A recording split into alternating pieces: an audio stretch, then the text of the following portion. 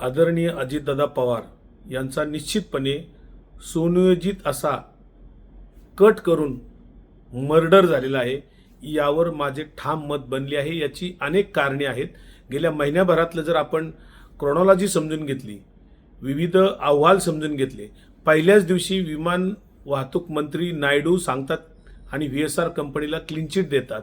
त्यानंतर 24 फेब्रुवारीला डीजीसीए व्हीएसआर कंपनीच्या काही विमानांवर उड्डाण करायला बंदी घालतं, मनाई करतं आणि 28 फेब्रुवारीला एक महिन्यानंतर कसा बसा केविलवाणी द्यायचा म्हणून एक दिलेला जो काय AAIBचा अहवाल आहे तो किती बोगस आणि दिशाभूल करणार आहे हे सगळं पाहता, त्याचबरोबर रोहित पवार आणि आम्ही सर्वजण मरीन ड्राईव्ह पोलीस स्टेशन असेल, बारामती पोलीस स्टेशन असेल, इथे FIR दाखल करण्याचा जो काय प्रयत्न केला, ज्याच्यामध्ये डीजीसीए किंवा व्हीएसआर कंपनी किंवा ॲरो नावाची कंपनी आरोपी आहेत, त्यांच्यावर साधा FIR सुद्धा दाखल करायला पोलीस तयार नाहीत।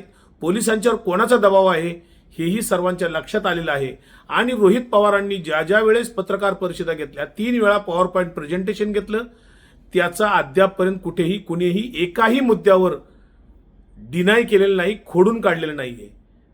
याचाच अर्थ आणि शिवाय रोहित पवारांना कोण ट्रोल करतंय, कोण त्यांच्यावर टीका करतंय, तर सत्ताधारी पक्षातले काही लोक टीका करतायत, टिप्पणी करतायत, ट्रोलिंग करतायत। हे सगळं प्रकरण दडपण्याचा उच्चस्तरीय पातळीवर प्रयत्न चाललेला आहे। अजितदादांचा सुनियोजित कट करून मर्डर केलेला आहे।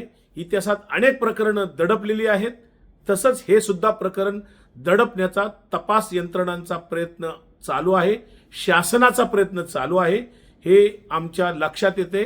पाठपुरावा करत असताना कुठेही क्रिमिनल अँगलनी तपासणी किंवा तपास चौकशी सुरू आहे असं दिसत नाही।